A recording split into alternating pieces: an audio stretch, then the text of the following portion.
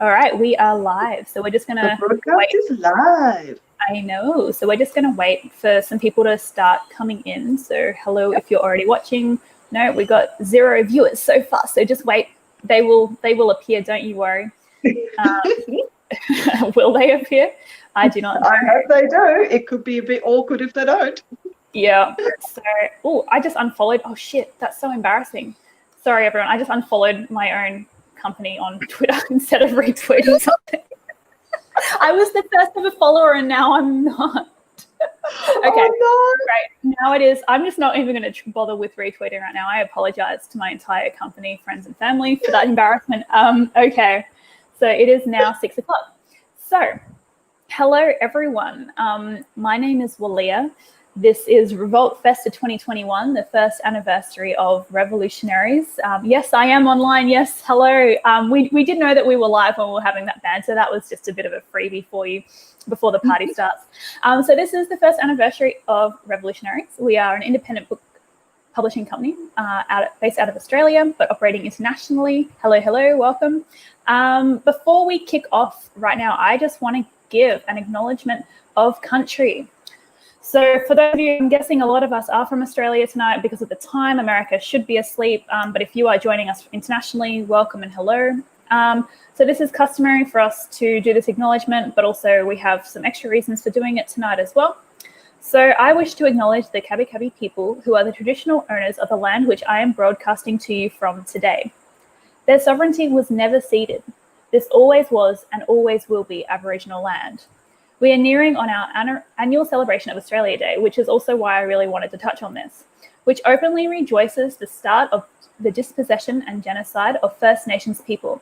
In my opinion, and I'm sure Kristy and hopefully all of you agree, that this is a day of national shame, which I wish to openly condemn here. I stand with the First Nations people of Australia, as well as all marginalised groups facing oppression under colonial, patriarchal and capitalistic rule around the world. So it's just really important that we start off on that note because we are in a white settler country. We benefit greatly from our whiteness and we are so privileged to be here tonight talking about books and animal liberation. Like, how lucky are we that we are in this position? So thank you so much for joining us. A little bit more about me. My name is Wallea Eaglehawk. I am the CEO and Editor-in-Chief of Revolutionaries, which is the company I founded in 2020. We love books. Anything revolutionary we want to publish, and that is why we published this wonderful book.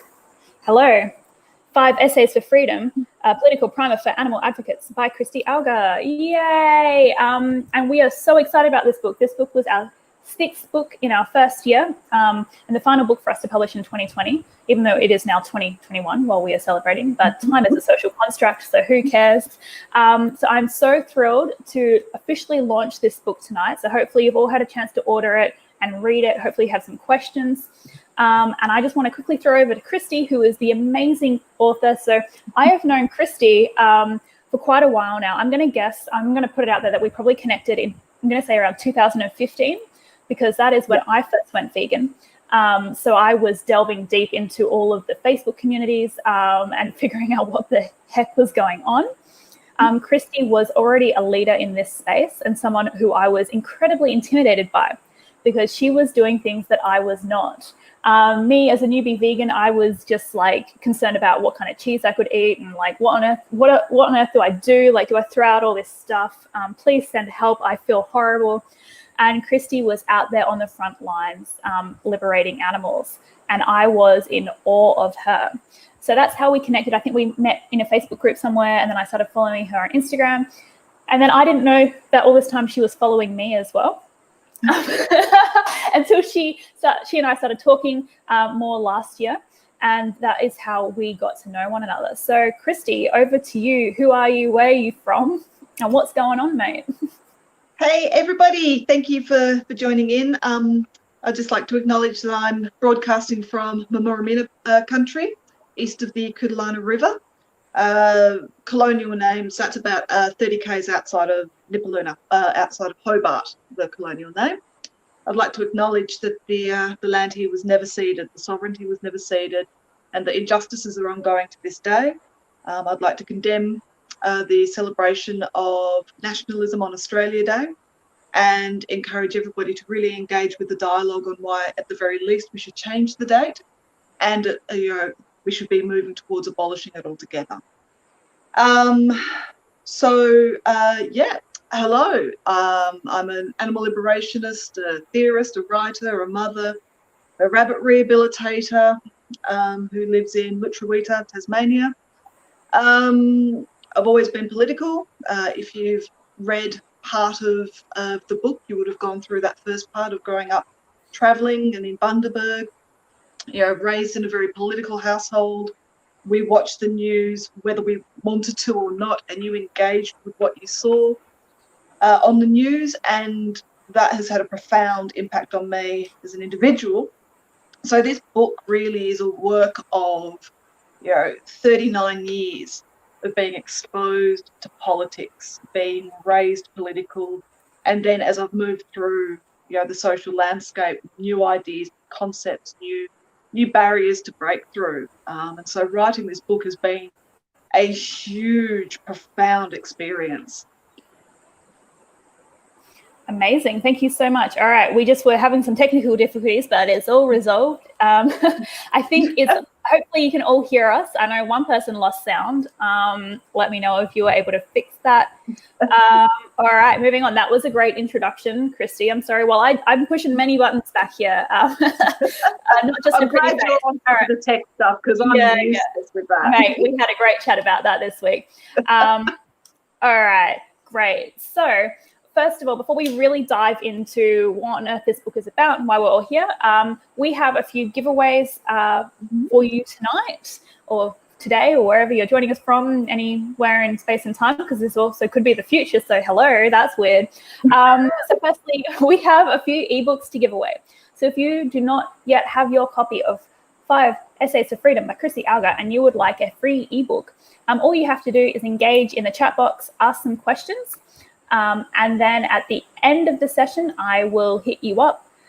You can message me your details via email or on Instagram or Twitter, or send me a letter, and I will get you the ebook. All right. But also on top of that, we have a bit of a bigger giveaway that Kristy will now walk you through.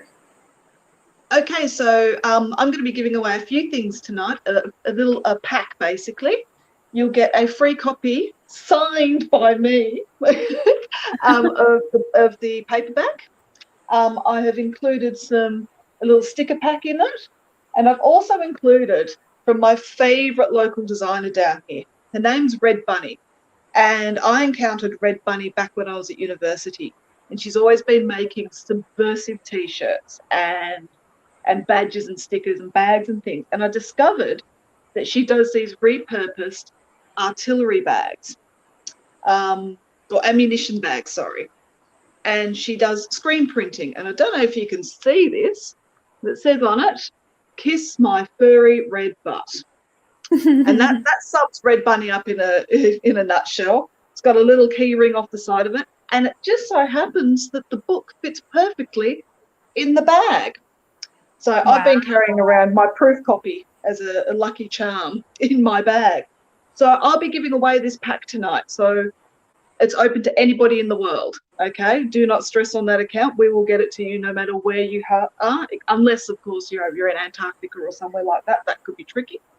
All you have to do is, if you've read the book, say, in the next 5 days, can you jump on Goodreads, leave a review of the book, okay? And then screenshot your review and message it to me at writing_liberation on Instagram, and you'll go in the running, and we'll choose a name out of everybody who leaves a review to win this little book bag and stickers and lovely things. Oh my goodness, can't wait to send you my screenshot of my review. I was the first reviewer. I'm just saying, I think I deserve to win. I'm going to get me one of those little repurposed artillery bags. That's really cool. Yes. Mate, I'm all over it. It's very on brand for us at Revolutionaries. So very much so. All right. So you actually just mentioned something interesting. You said when you were at university. I mean, that's not interesting. Almost everyone. No, that's a weird thing. I shouldn't say everyone's been, but a lot of us, especially here in Australia, with our HEX scheme, have been to university, even if we never graduated. I nearly didn't graduate. So what did you study at university? Just tell me about like your background, your interests throughout your lifetime, and what your degree was about. So growing up, I was actually fascinated with ancient history. I got really caught up in Egyptian history and mythology as a kid, to the point where I I used to sacrifice bananas on the clothesline at dawn to the goddess Hathor. So This just took a turn. sort of, Okay. yeah, no, that's the sort of person I was, and probably still am to an extent today. But then that morphed into a real fascination with classical literature and culture and mythology. So when I got to university, I of course delved straight into the classics. At UTAS, we only had Roman and Greek history, so I had to make do. But ended up getting an honours degree in Latin epic literature. I wrote my thesis on the representations of masculinity and the father-son relationship in Virgil's Aeneid. That was, so my undergrad and my honours, all up, it was about 5.5 years of doing Latin and research and theory. And yeah, that's my educational background with uni. Oh my goodness. Okay, so that's so different, because your first book, I think it has echoes of some of that, of course, and I probably know better than most because we have been discussing more broadly writing projects. Yeah. So can you explain, I don't want to use too much insider information, so can you explain how you get from that to many years later, well, I don't know, I'm not going to assume, say 2 years later after graduating university, writing this political primer. So how did you get to this point, and why this book? How did you conceptualize it? So it has been a long time between uni and this book. I'm not going to lie about that. It's, so I started my master's degree, and I was going to be doing a thesis on representations of the notion of being foreign in Silius Italicus's epic work, The Punica, which is about the Punic Wars, when Hannibal of Carthage invaded Rome and took his elephants across the Pyrenees and all of this. And then I fell pregnant with my second child, my eldest. She's 20, so she was already around when I was at uni. And then I fell pregnant with my second kid and just couldn't really balance, vomiting everywhere and, doing uni. So I dropped out of uni.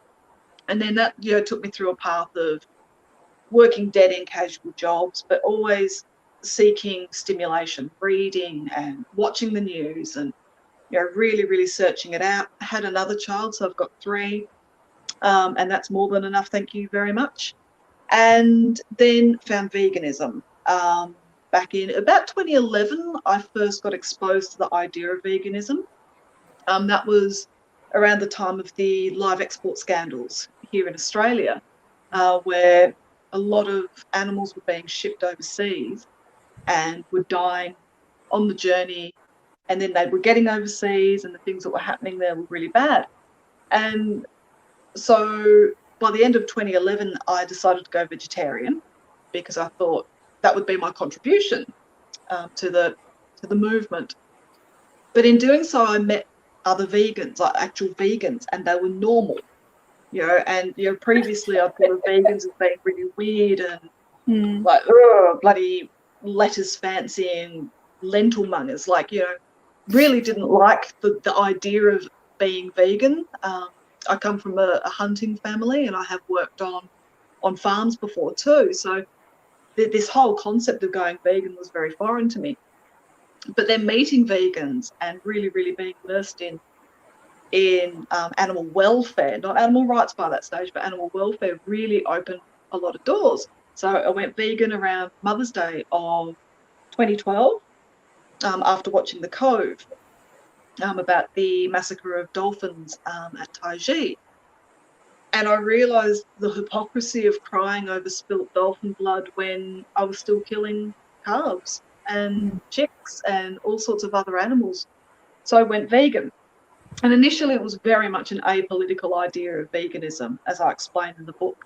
Very reductionist, very consumer oriented, very personal journey based.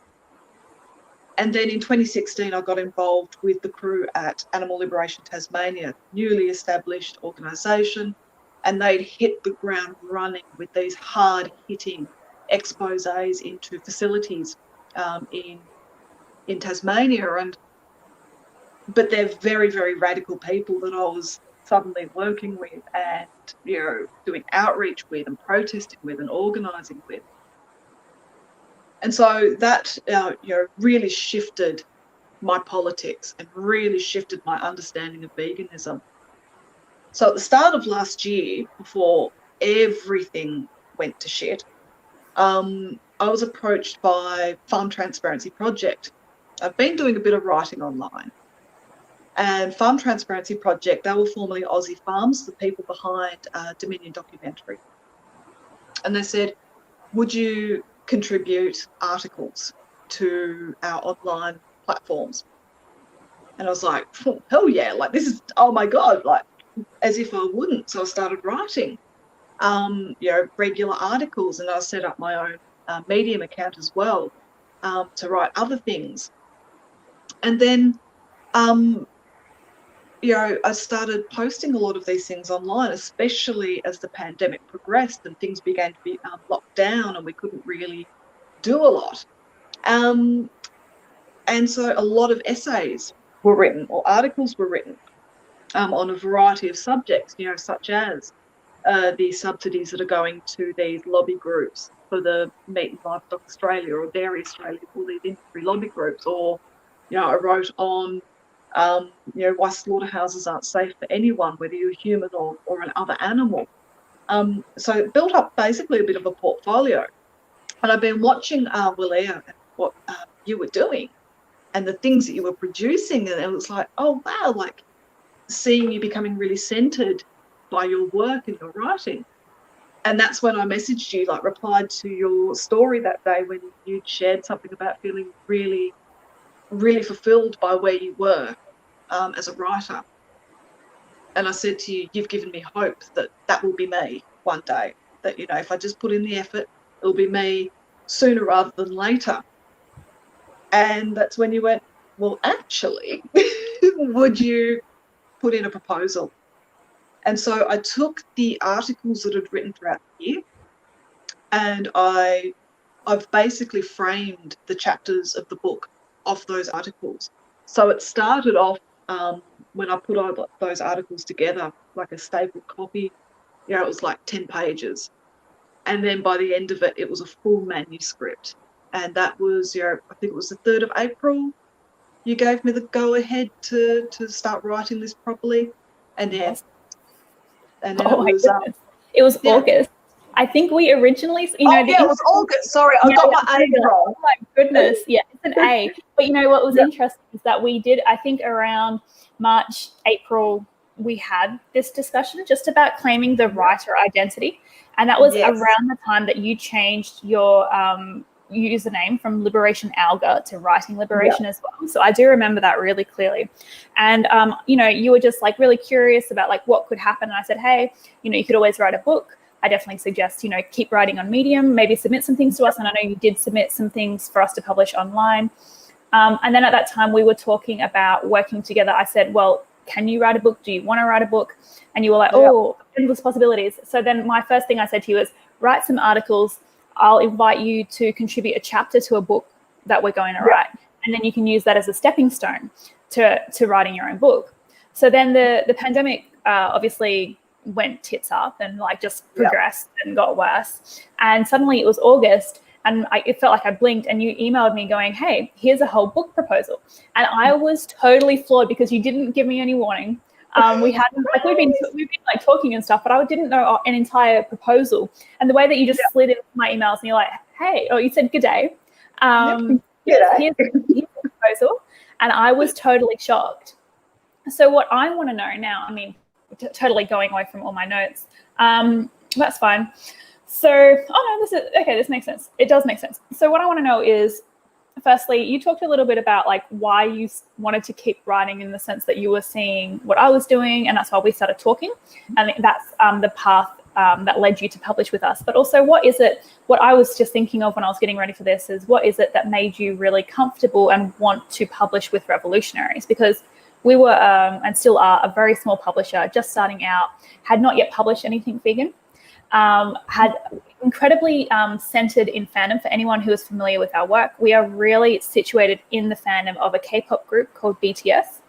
And of course, this is part of my bigger strategy of publishing vegan things and you know, this has always been part of my bigger strategy. I just had to find the right people to publish all the works that I want to show.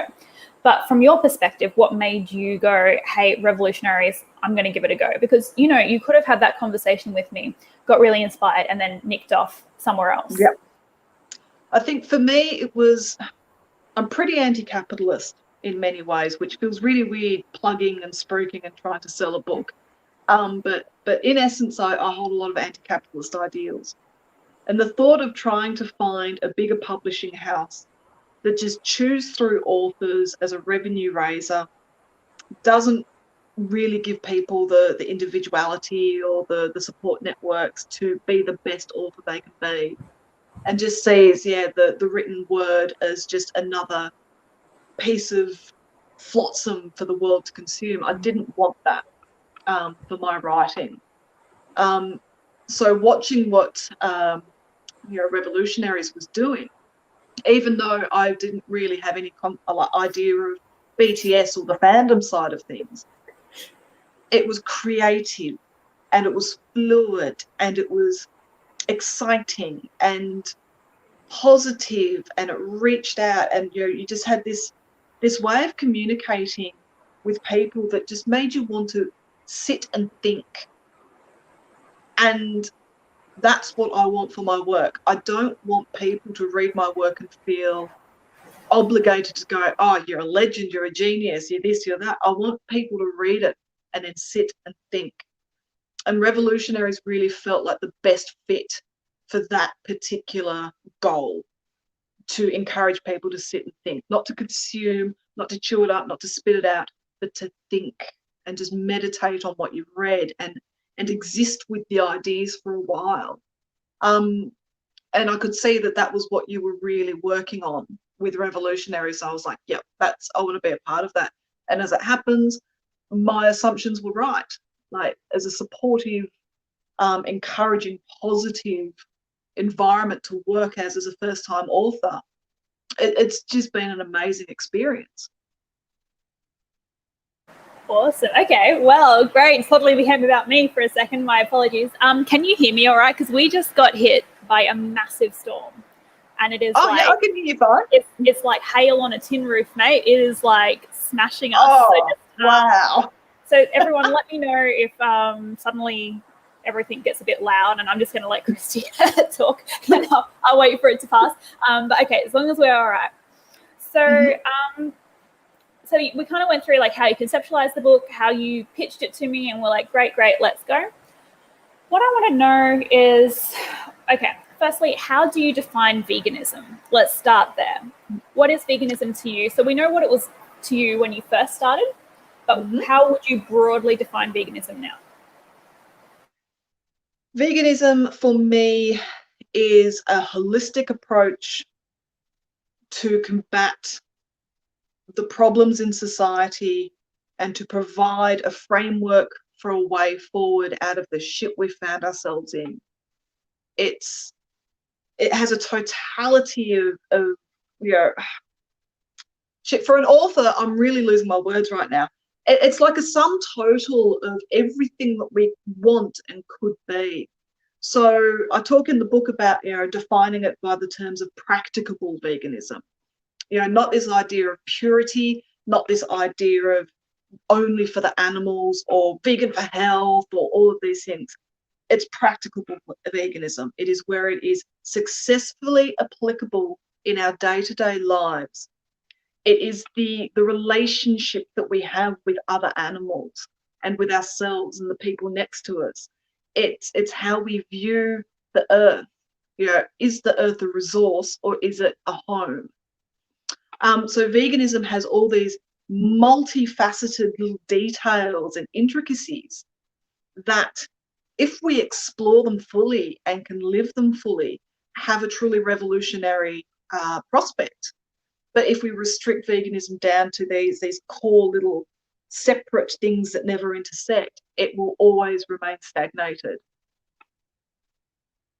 All right, amazing. All right. So I'll just try and link this. So for people who aren't familiar with what the book is about, so it's called 5 Essays for Freedom, a political primer for animal advocates. And I just asked a question about veganism, and we've talked a lot about veganism. So can you explain how veganism fits into, how veganism fits into the picture? I'm going to stop talking with my hands really quick.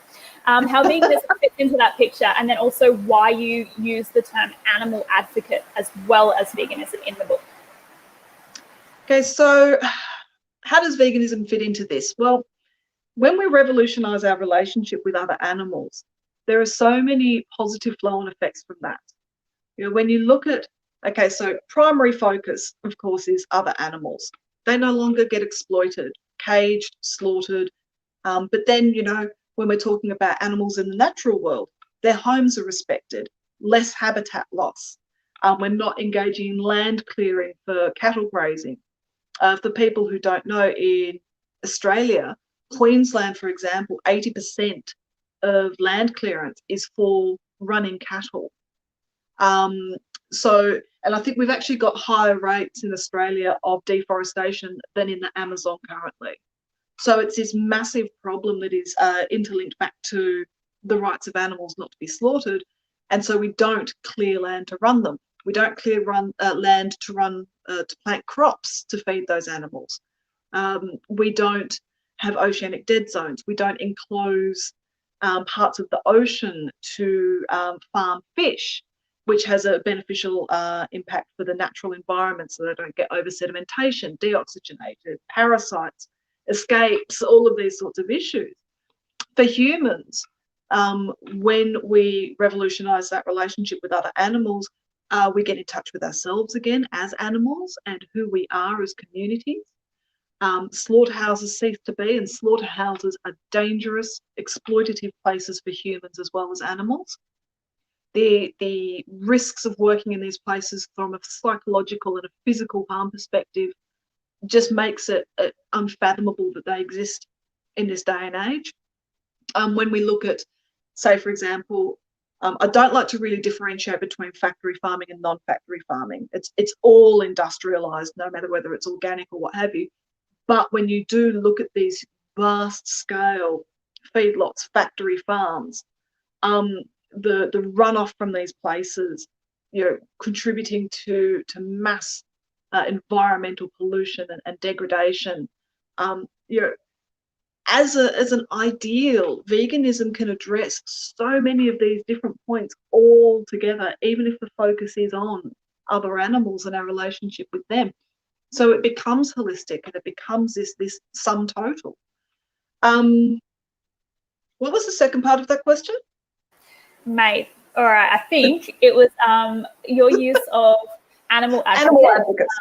Yeah, because that's an interesting concept, because so we're talking about, we are both vegan, and I'm guessing a lot of people are connecting in with us tonight because they're connected to you as vegan, and I'm sure they're vegan as well.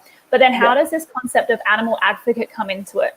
And can people be an animal advocate and not be vegan? And what does that all look like? And why did you, I'm asking a lot of questions. Okay, I'm sure you just freestyle and I'll be happy with your answer. But why did you say this is a political primer for the animal advocate as opposed to a political primer for the vegan?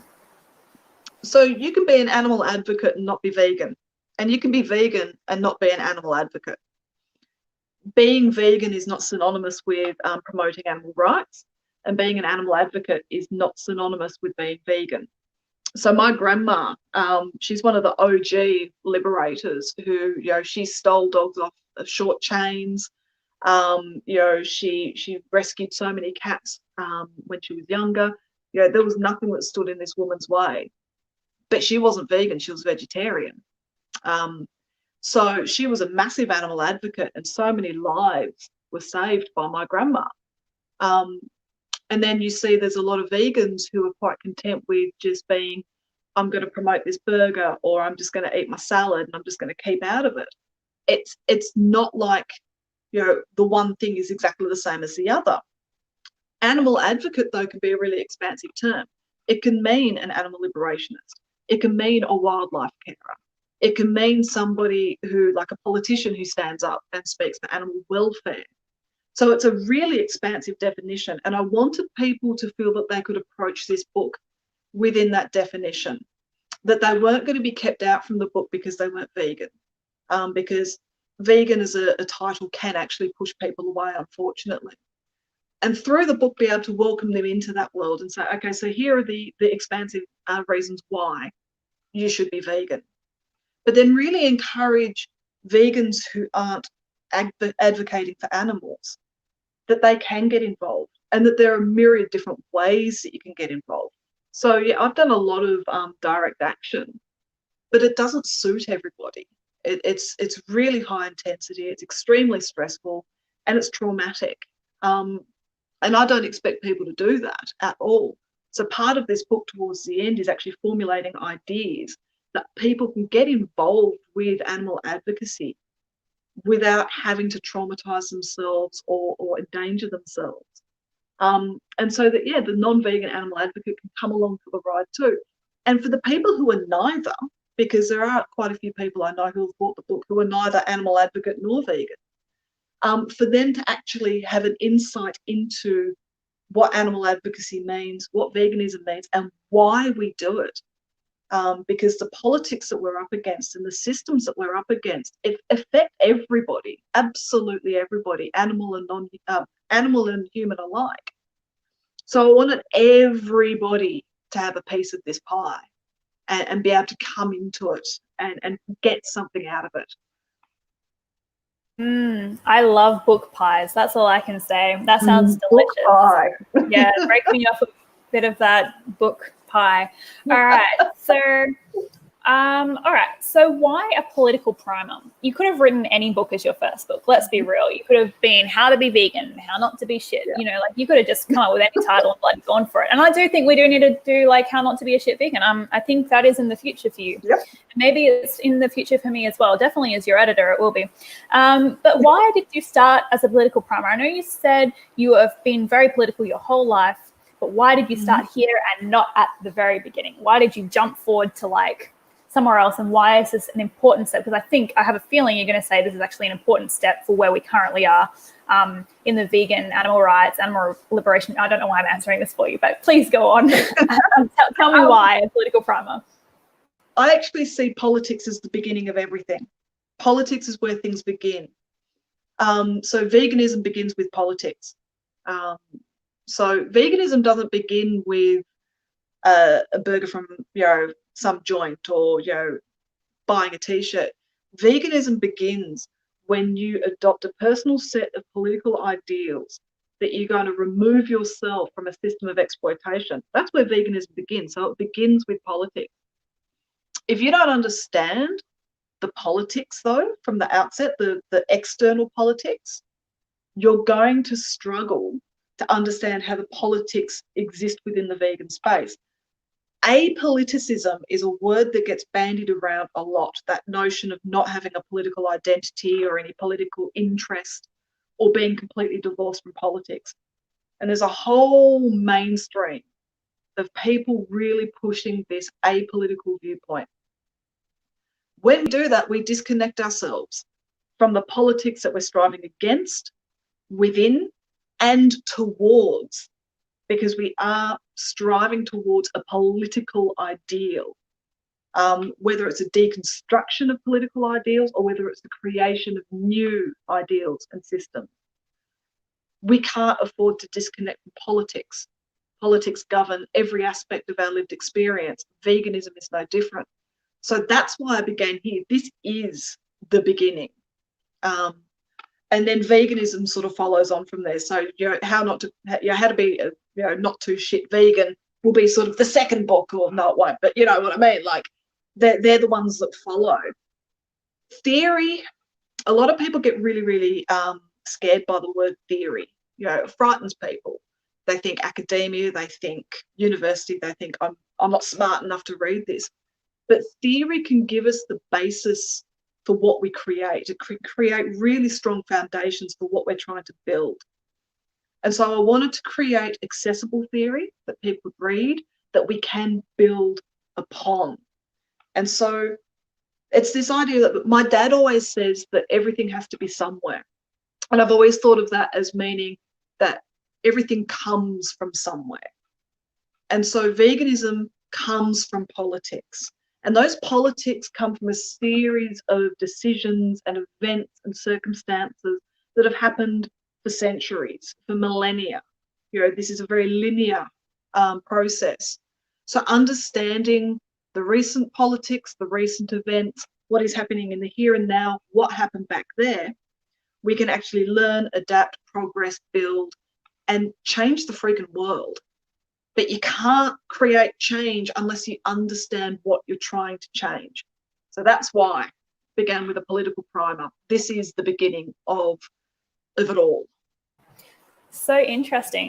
Because while you're speaking, I mean, that was just me throwing some ideas around, and I totally agree with you, because when I first went vegan, it wasn't because of food choices, it wasn't because of health, it was because someone made a political argument to me and I had no choice but to agree.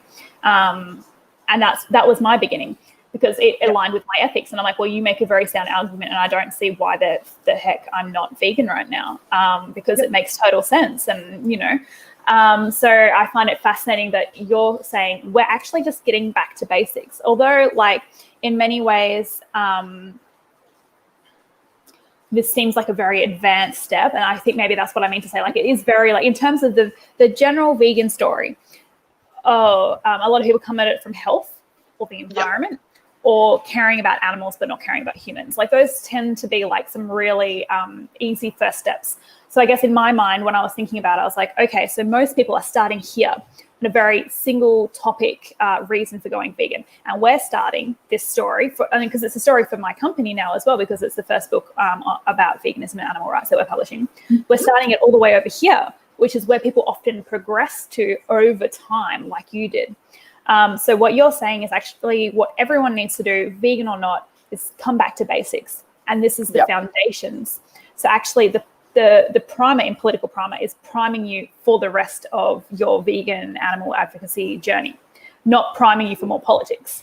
Or it could be as well, but like, it's actually priming you for your whole journey, or whatever you're going to publish next, which, by the way, I do know. It's definitely going to be a primer for something. Okay, so that's fascinating. So as vegans and as non-vegans, we need to understand the basics, and politics is the basics, because everything is political. And I would argue that it's important that we understand the politics of life, and you do talk about that as well. Life is political. It's not something that is separate to us, which is just exactly.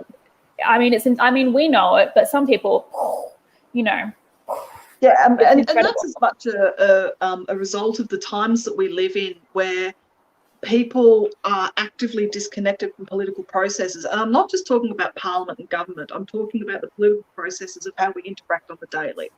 And people are actually really encouraged to disengage from that process, which is why we find ourselves in the shitstorms that we currently are today.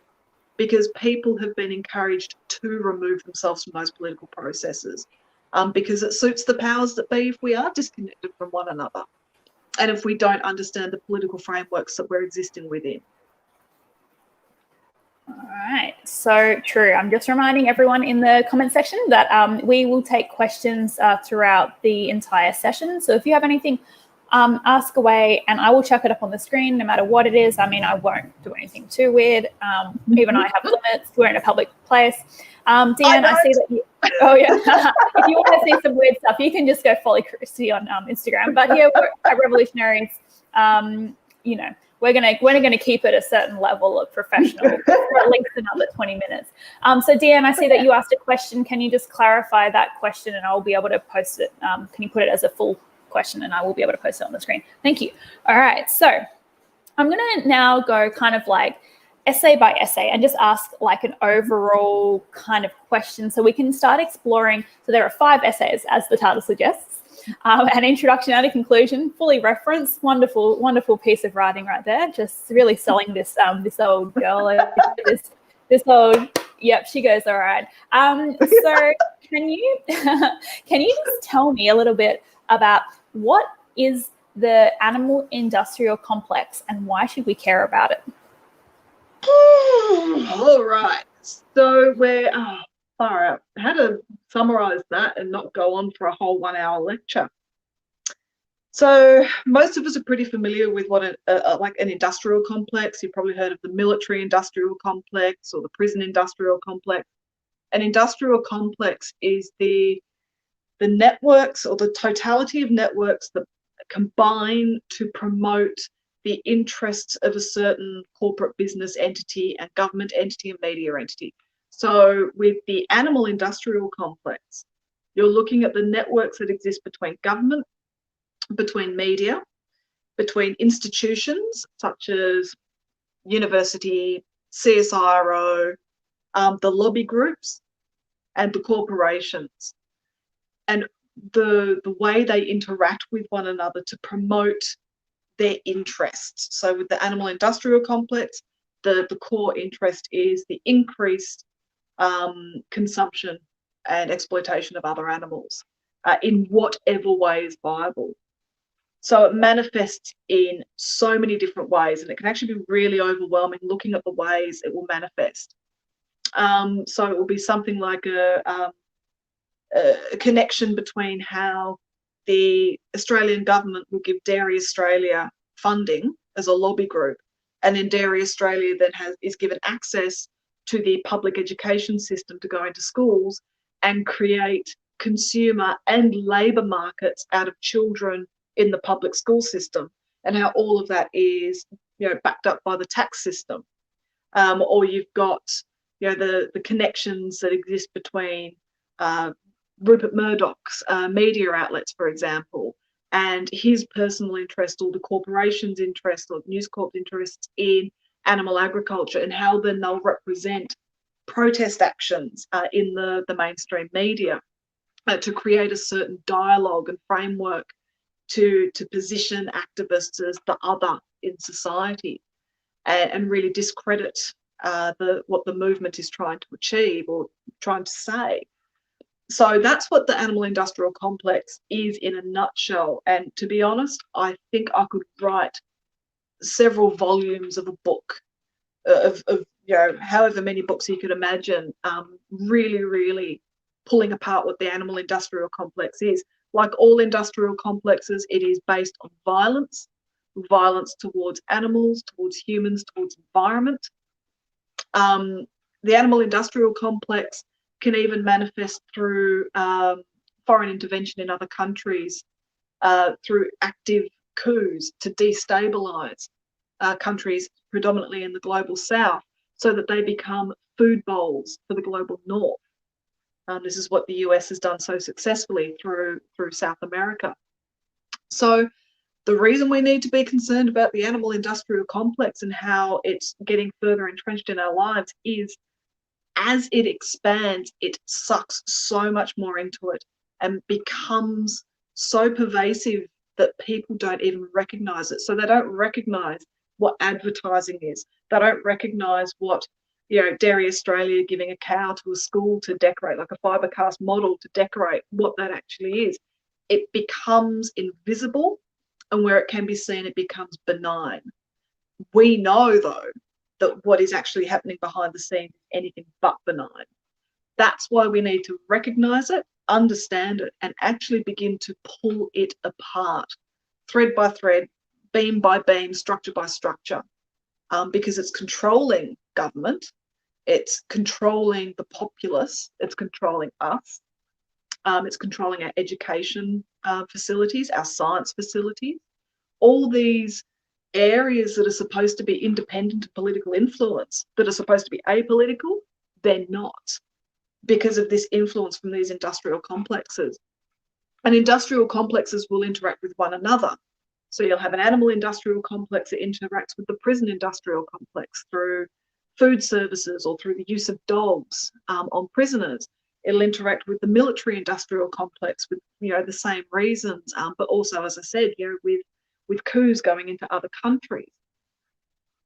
The more expansive these complexes become, the stronger they become, and the harder they become to pull apart and deconstruct. We're not going to achieve animal liberation if the animal industrial complex remains unrecognised.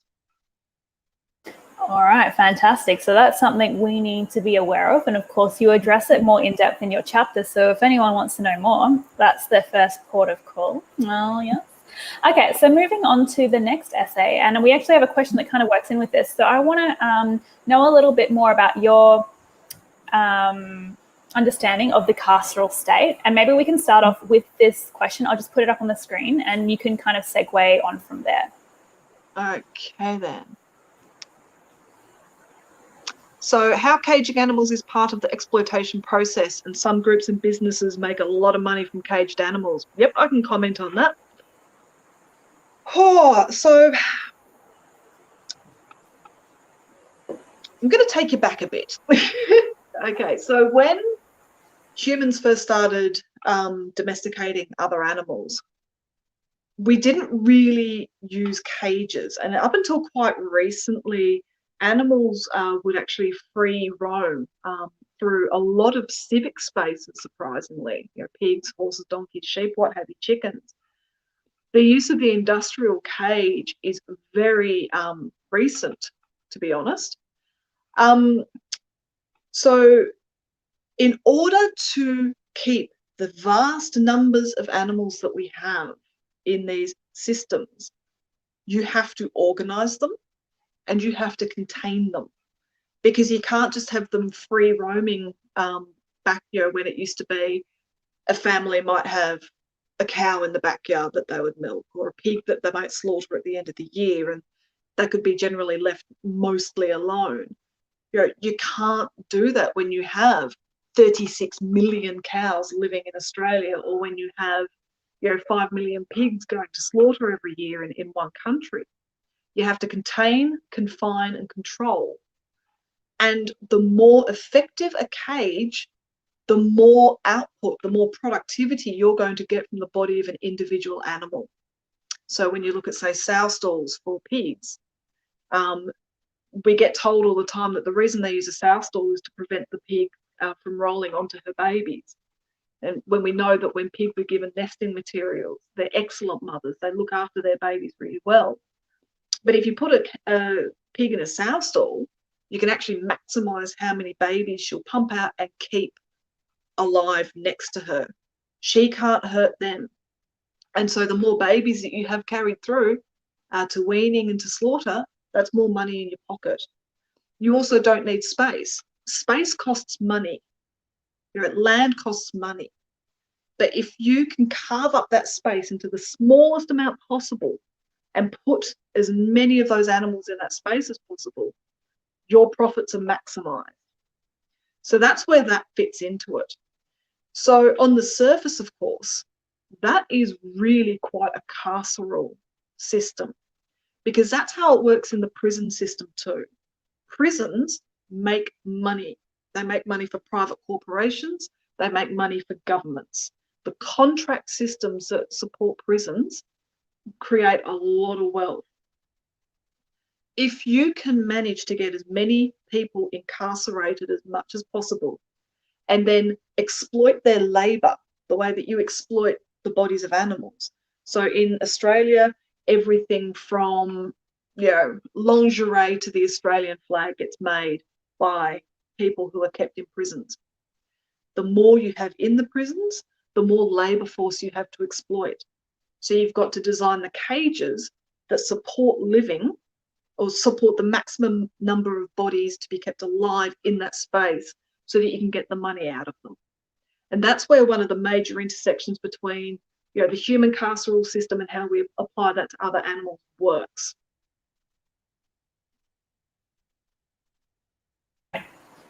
Fantastic. I thought we were going to keep going. All right, we went. I mean, I could for days, but you know. I know, for days. That's a promise, is it? All right. So what I really want to put in here is that, so we've talked a lot about the politics so far, the animal industrial complex, the carceral state, and we've started to show how these are, there's the industrial complex, which affects both animals, so non-human animals or other animals, and human animals.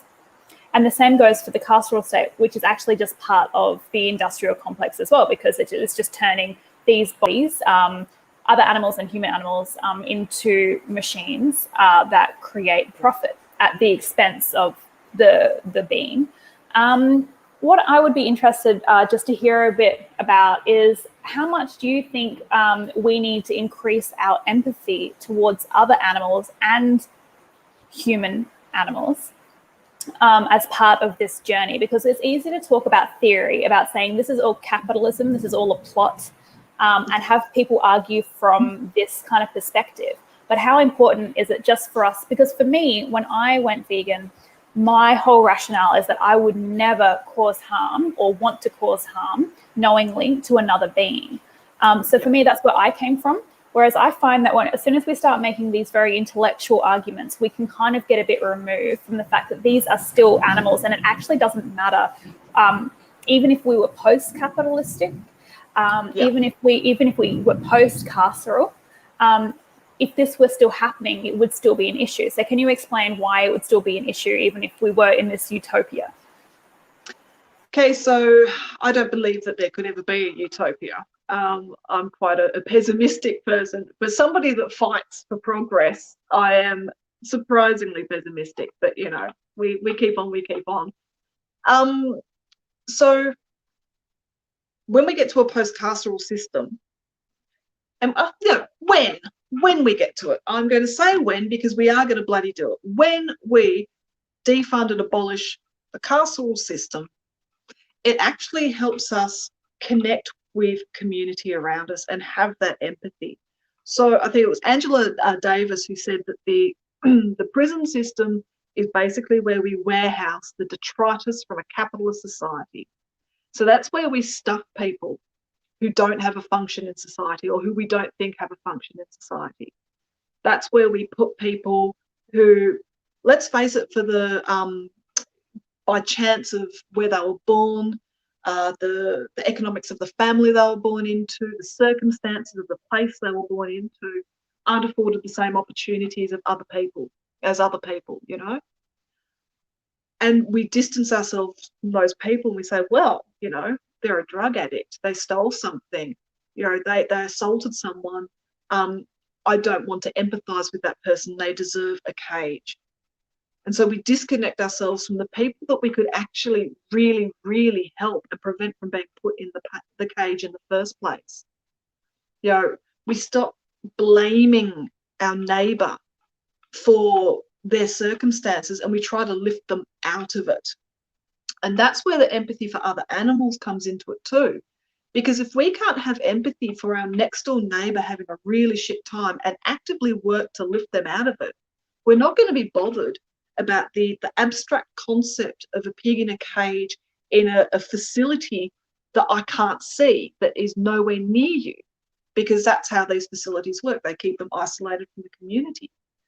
You know, and then it works in the other way too, that if I can have empathy for this being who has been exploited by the system so that they can get slaughtered, wrapped in plastic and put on a shelf somewhere, then I'm going to have empathy for other people nearby me as well who are suffering, because there is so much suffering in this world.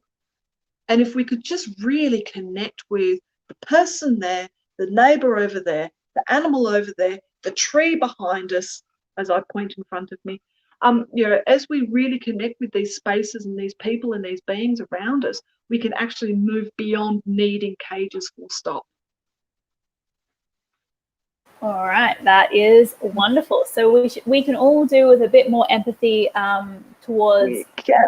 Oh yeah, everyone. Oh hello. Here we go. Getting all the angles over here. This is almost the after battery was just starting to drop out. Great. Okay, so let's just say someone's watching this and they're getting really fired up to be an animal advocate. What are some things that all of us can do right now to be a good or better animal advocate?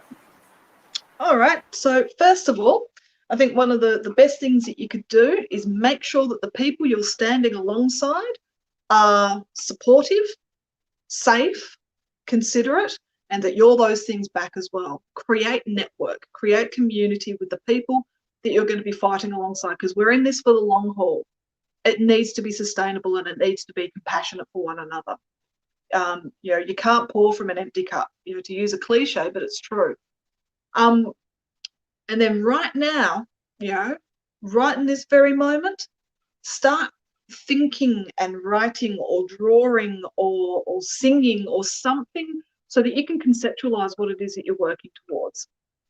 Writing helps me conceptualize the idea of the future that I want and that I believe is what we need. And so many people, have different ways of conceptualizing that. Have a mood board up on your wall where you have, images of what you want the world to look like, or phrases that inspire you.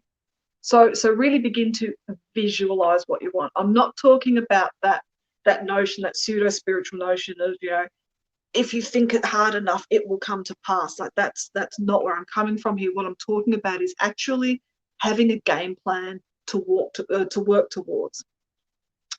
And then start thinking of different things, We've done the vigils outside slaughterhouses. We've done the walk-ons to the kill floor.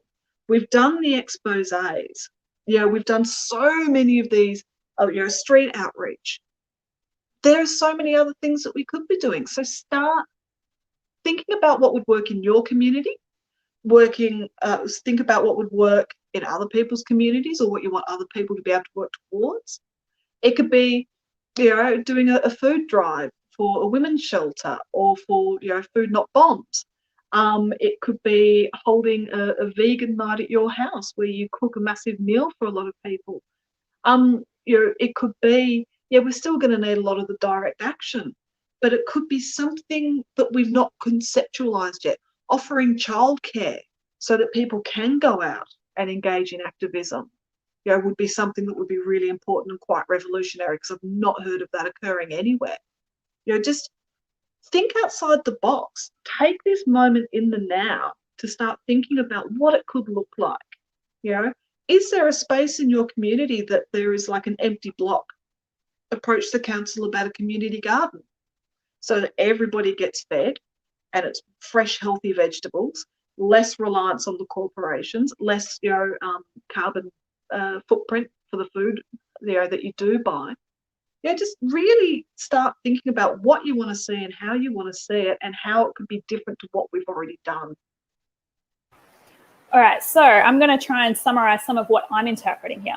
So I see here's the animal industrial complex. Here's all the suffering. Here's all the farmed other animals and non-farmed other animals that are getting slaughtered and tortured throughout the world. Our first step, I would argue, is to totally divest in whatever way we can, which in a way that is practicable and practicable. Is that it? Is that what you said? Practical and practicable. Practicable. Oh my goodness. Practical and practicable. So you got to be able to practice it, and it's got to be realistic for you. So divest. And the quickest and easiest way, which is why everyone says go vegan, is to actually go vegan. Like that is something, I mean, you can't afford to get it in your book, and we do understand why, because it's that message is not helpful to a lot of people.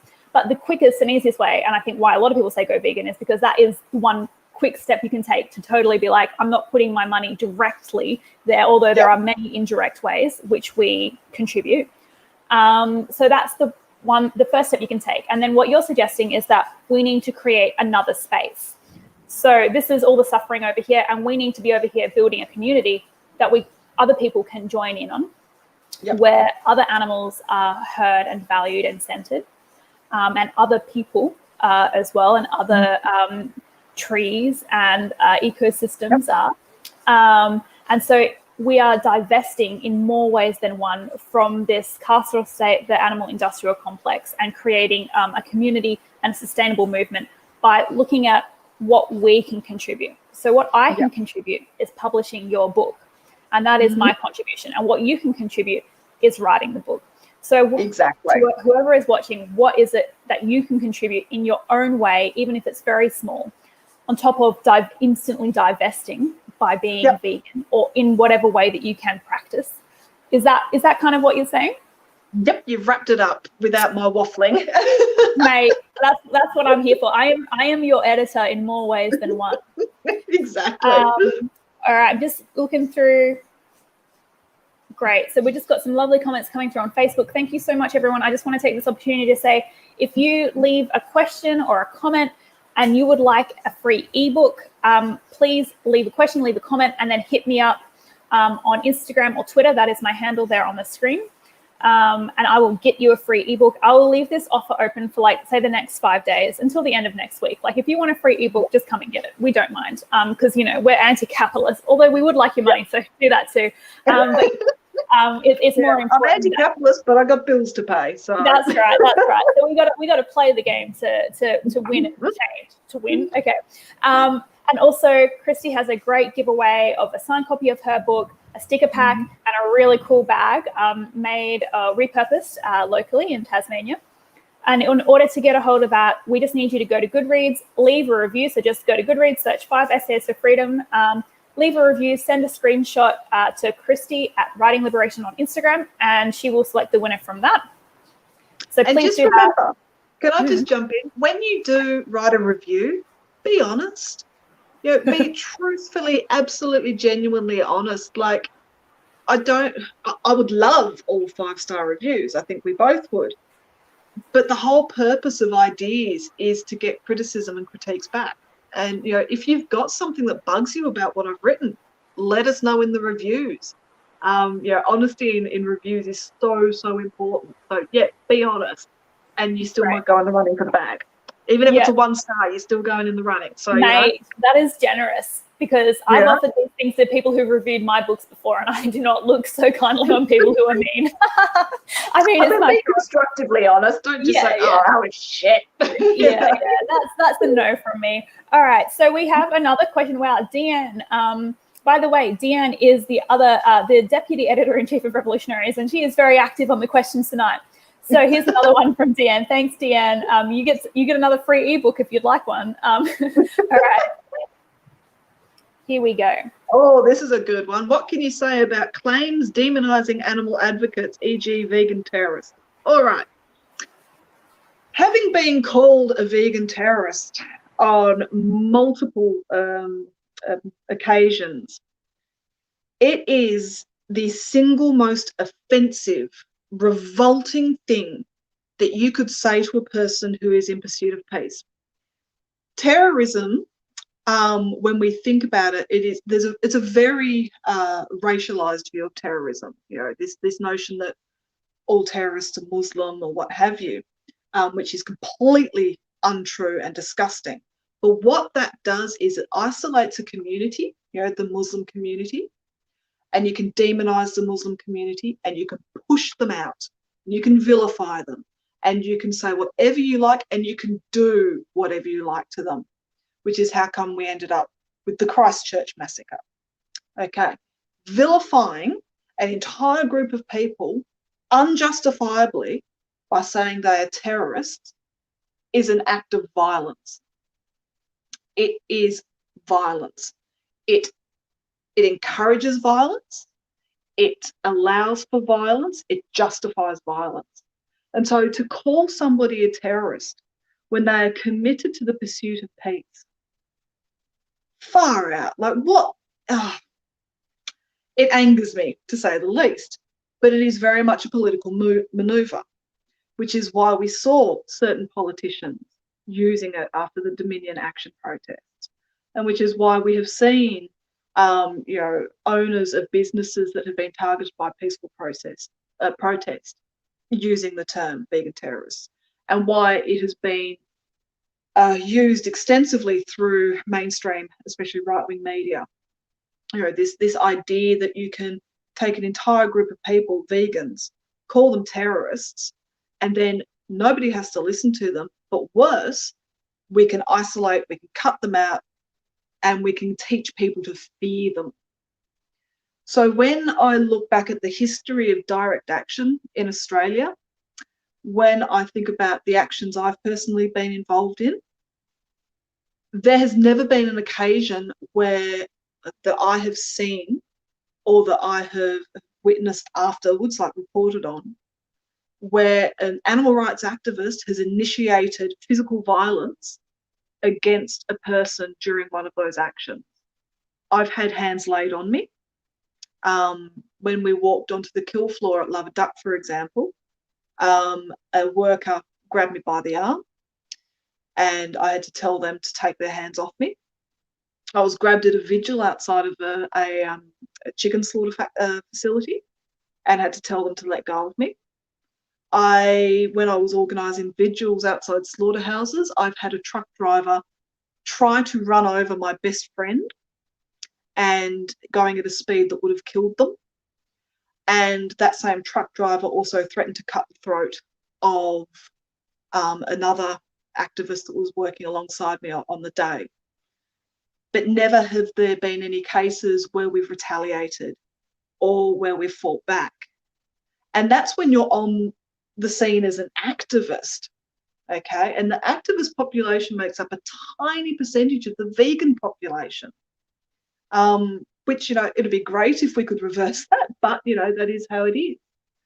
And so to say that somebody who blocks traffic or somebody who takes a photograph in the back of a slaughter truck, or somebody that takes a sick and dying chicken and cradles them in their arms as that chicken dies, is the same as the sort of person who would walk into a place of worship and massacre people, it is beyond offensive. It is an incitement to violence, and it is violence in and of itself. All right, strong words there from Kristy, but very true. All right, so we have another comment here from Adam. I'm just going to quickly put it up on the screen and I'll read out the part. So I wonder what you think, what the future holds, not only for animal and ecological justice, but for, dare I say, libertarian socialism in general. All right, so for all that I write theory, although when I started writing, I didn't really think of myself as a theorist, I'm not hugely familiar with all the varied theories, like political theories and frameworks. What I do know is this, is that I'm not hugely familiar with libertarianism. I know it's very individualistic. I might be wrong there, so do feel free to correct that. Socialism, though, is the idea that we actually meet the needs of everybody in the community. That's what we need to be aiming towards. We need to expand the notion of socialism to actually include other animals and, you know, the ecological space, the environmental space. What do I think the future holds for that? It's interesting because we're in a very interesting time. You know, when we look at what's happening in the United States, when we look at how that's, you know, reverberating through Australia, when you look at the social commentary that is occurring on all of these issues and the pandemic and just the sheer spread of the pandemic due to people not giving a stuff about their community, I'm not sure that I hold a lot of hope that we can connect with one another on an individual or on a social level. I'm not sure that we're ever going to actually get to the point where everybody's needs are met. Oh, yeah, anarcho-socialism. Okay.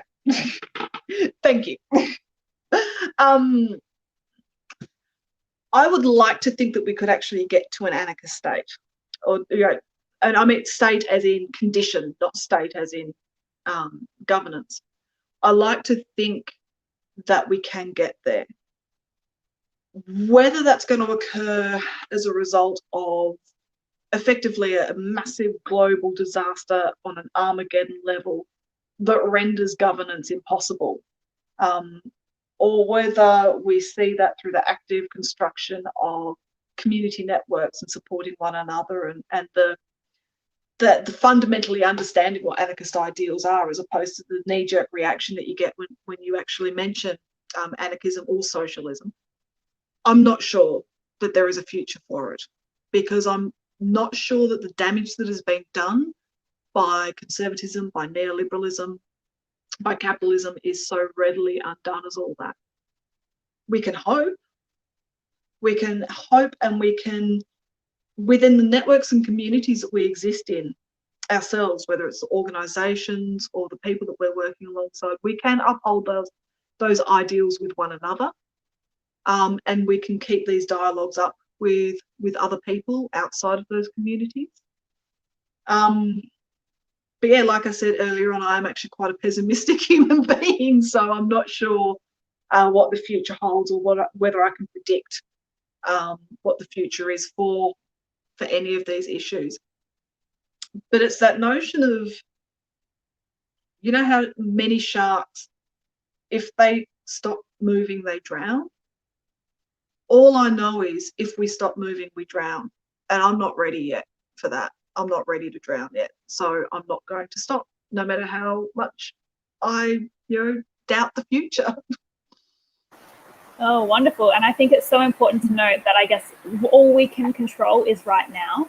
So as long as in this current moment, we as individuals and the communities that we create and work with are doing all we can to achieve what we want to see, which is an anarcho-socialist future. By the way, if you're here at Revolt FESTA and you don't think that we're a socialist anarchical country, all right, micro country, let's go.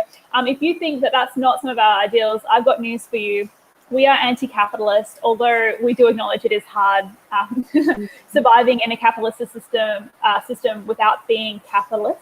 But, we hold tension with that and critique it as much as we can. And that is definitely an ideal that we share with Kristy, which is, of course, another reason why we're publishing her work.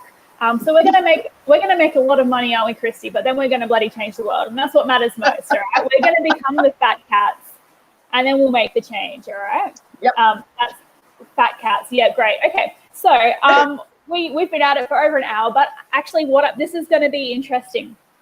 Keep the questions coming, everyone. I love it. All right. So you're there's so much thunder. I actually heard that then. Yeah. Before, when you were talking, such a loud one went out that my face was just like, but I'm glad I was on mute. Yeah. So anyone, you can watch back the highlight reel of my reactions to this thunder. Okay. So this is the question I had written down, but also I've been observing some stuff happen throughout the community over the past few days that I want you to link into it. So I'll read out the question first, then I'll explain what I'm going to give you permission to talk about, because we actually talked about you not talking about this, and I would now like you to talk about it. Yep. Okay. So lastly, and perhaps one of your more controversial essays for some people reading, The Activist Identity Must Die. What urged you to write about this, and what is so wrong with the activist identity?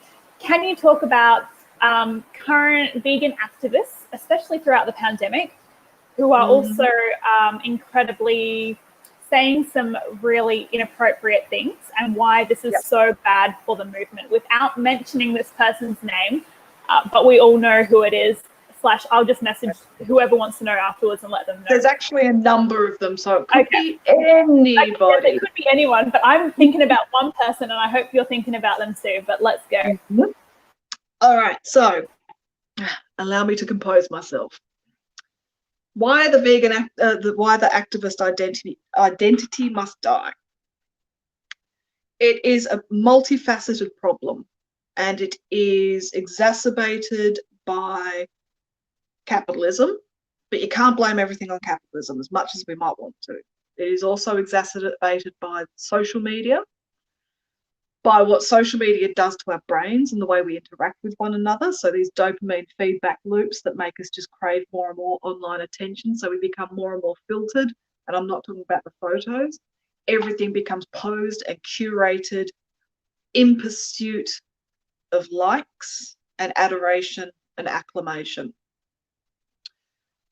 When you add a financial twist to that, whether it's through public donations or whether it is through being funded by a private venture capitalist, as many of the organisations and individuals are, you find yourself in a situation where the identity of activist gets worn as a label, as a brand, as a means to obtain online clout, and through that gain money. And these people are willing to do anything in pursuit of that.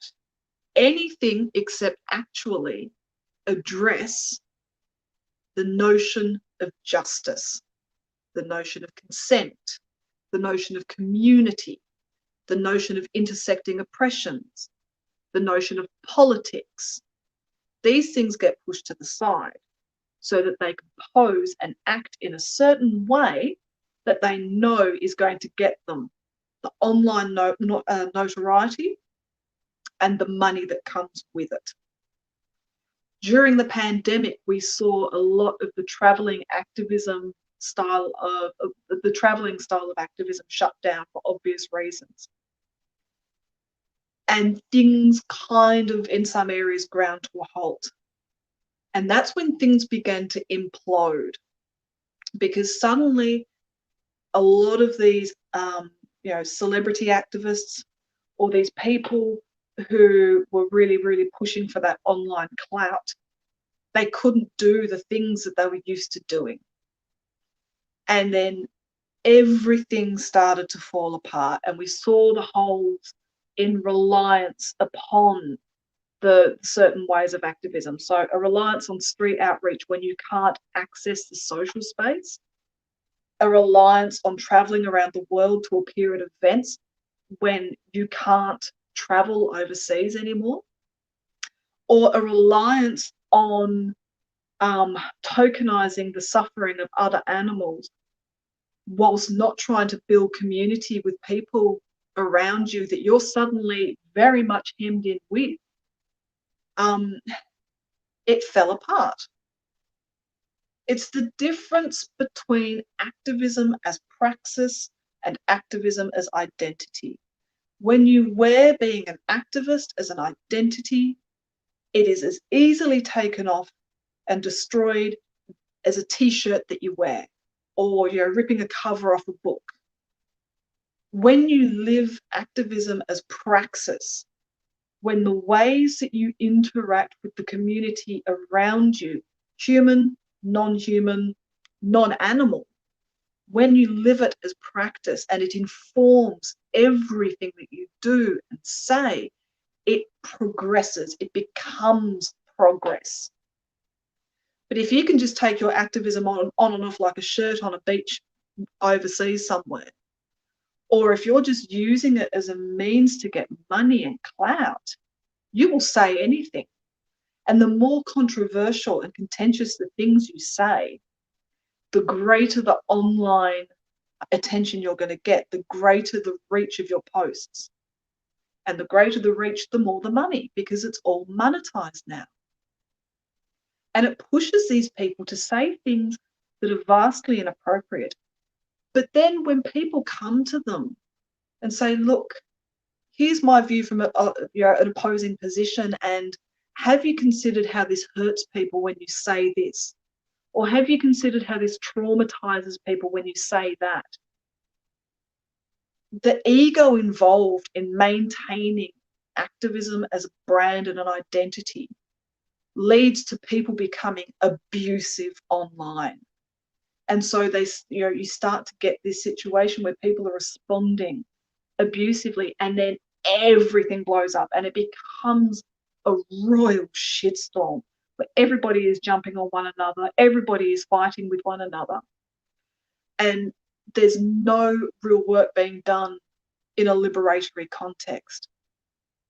So activism as identity isolates human communities, it isolates animals from their own movement, and it leads to this really negative space that is not progressive towards a liberated future. But whereas when you look at it as praxis, the way you move through the world and the people that you're engaging with and working with and creating community with, suddenly it shifts and becomes a very different space altogether. All right, fantastic. Thank you so much. And we didn't even name drop. I see people in the comments are trying to figure out who it is, asking for clues, but we shall not give them. If the shoe fits, basically, then it is them. You don't need the gossip to realise how problematic it is. Like, yeah.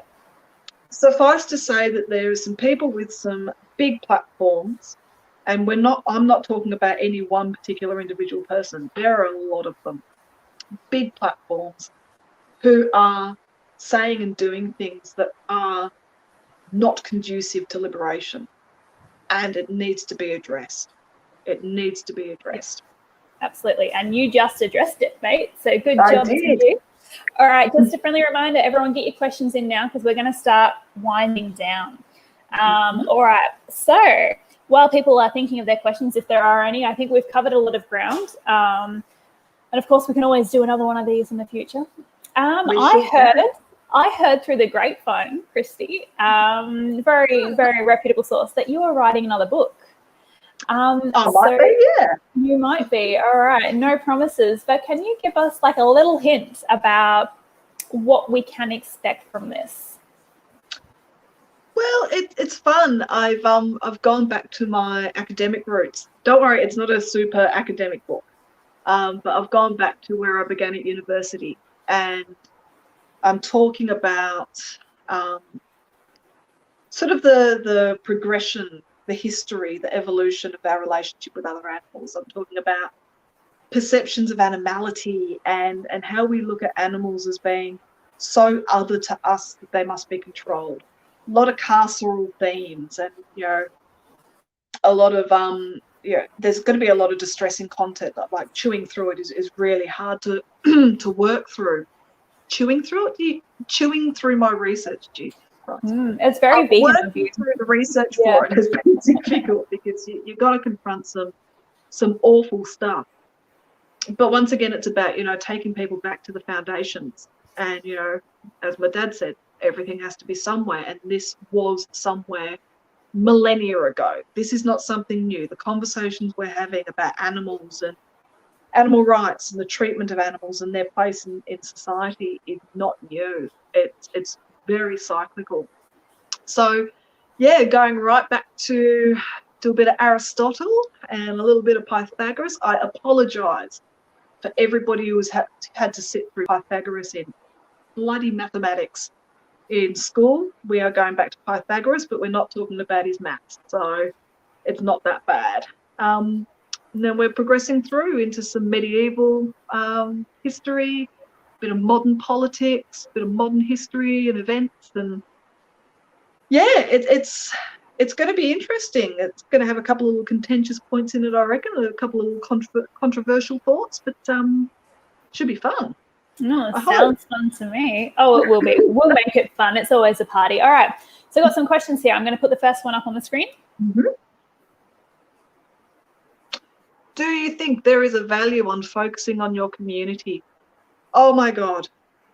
Oh my God. Yes. So just an example, because we talk about community as quite an abstract concept.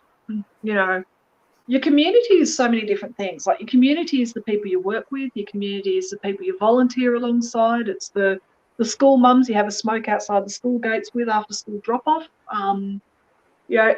But it's also the people who live around where you live. So about 5 years ago, we moved out here to a very, very rural area. It's a root and shoot and tootin' kind of little small country town. And when we moved in, we were very much the only vegans in the village. And it was quite isolating and very very intimidating to be that person or that family in this particular environment. But through making connections in this area, suddenly we're becoming normalized to them, and they're becoming normalized to us, so that we can have active dialogue, and that we can have, these discourses with one another that are productive. Now, quite frankly, a lot of the people out here, you're never going to have a conversation with on anything except nice weather in it. But, in the 5 years that we've been out here, it's gone from, oh, Jesus, it's that lot, to, for people who aren't from Australia, or especially not from rural places, there is a country tradition. You drive past someone, you do that off your steering wheel. It's just, you have to do it, but only if they're part of your community. In the past couple of years, we drive past people and we get little finger raised. And so people now perceive us as being normal. And also, I can go to the corner shop and get a vegan ice cream, which wouldn't have happened unless we were in the area. There's now a vegan up the street. There was a vegan family moved in briefly across the road. Suddenly, working in our community, just being a part of it, talking to people, meeting neighbours, the neighbours had chucked some apple branches over the fence for the rabbits here, and I'd chuck them some fudge I'd made, or, you know, things like that, that really, really make that difference and centre you and give you a place. But then it can also be bigger works, like I said, building a community garden, so that if there are people in your community who, you know, don't have access to food, they do. Also, that, you know, somebody might know how to grow garlic. I mean, garlic is life, let's face it. You know, if somebody in the area knows how to grow garlic, but you're an absolute ace at growing tomatoes, and you combine talents, and suddenly you're making passata at 5 o'clock in the morning over a bottle of Chianti. Like, these are the things that get you through life. So yeah, working in your own community is invaluable to make those little incremental changes, but to centre yourself as well. All right, beautiful, beautiful. All right, we've got one last question, then we're going to wrap it up. Here we go. How much energy should we expend on the parliamentary political process, Labor, Greens, Animal Justice Party, and how much should we focus on other areas? So let me take a swig of water for this one. Okay. All right. I have a lot of respect for a number of individual politicians. It just so happens that they are from the AJP and the Greens. I don't think there's anybody really. Oh, no, there's a couple of independents that I've encountered too, who have given me hope that there are people who are working within the system to the fullest of their capabilities. Government is, in essence, conservative. We are talking, especially in Australia, we are talking about a system of governance that was built by white men for white men. It is conservative in essence and at its fundamental core. And I'm not entirely sure that it has changed significantly over the years, or significantly enough to view it as not being conservative in nature. And conservatism is inherently anti-liberation. There isn't, I think it was Christopher Sebastian who said, there aren't any liberation movements that have come from conservative movements. So to expect that we are able to achieve animal liberation off the back of having political candidates who give a bit of a shit about the animals, I'm not sure how successful we'll be. That being said, there are incremental changes that these politicians are able to achieve. So when I think about what Emma Hurst and Andy Medic with the AJP have managed to achieve, these incremental changes that bring animals and the rights of animals to the parliamentary floor and confront people with those issues for whom they've been able to either ignore it or actively work against it with impunity. Finally, there's that challenge there. I think we could balance it. I don't know, like 50-50, I don't know, like if we can support the politicians who are making the incremental changes, who are getting the issues onto the parliamentary floor, who are getting it into the media, whilst really hammering hard in the social areas outside of government to really bring liberation, the concept of justice and liberation to the social, the civic space. I think politics is complementary to liberation in this context.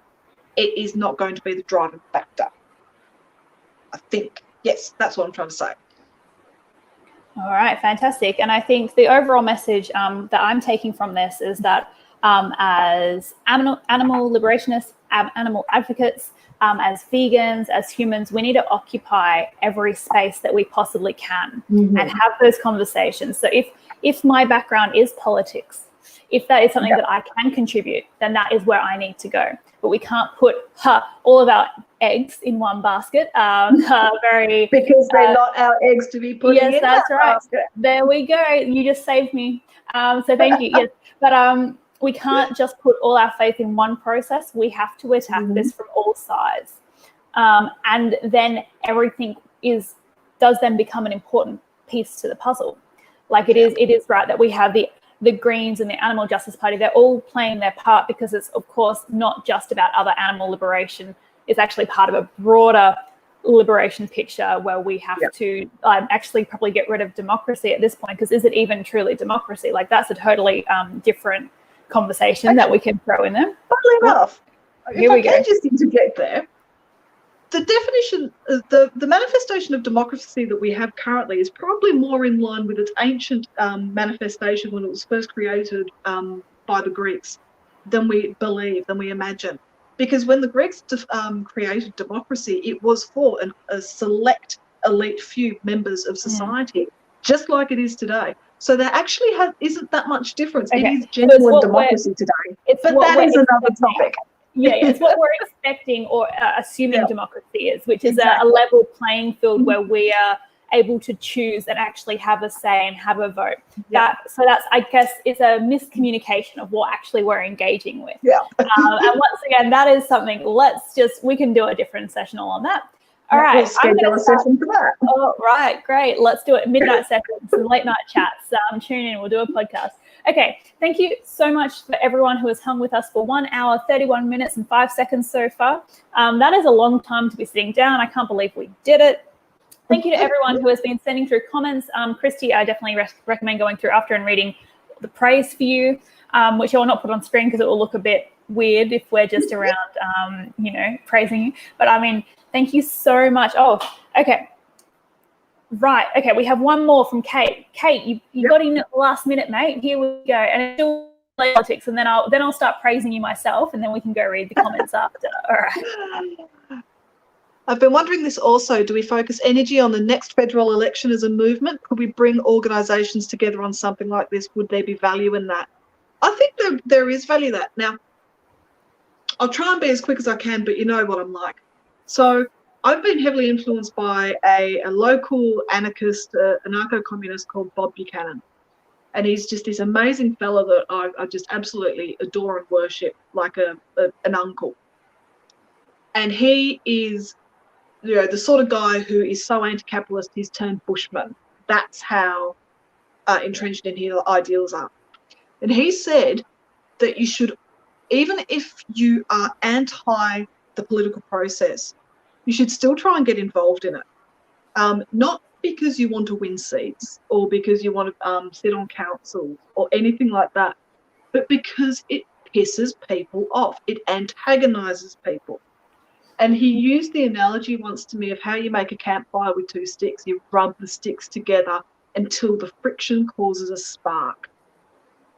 If we're going to focus on the federal election as a movement, or if we're going to focus on the local council as a movement, or what, it is because we want to antagonise them by rubbing two sticks together until a spark creates a fire.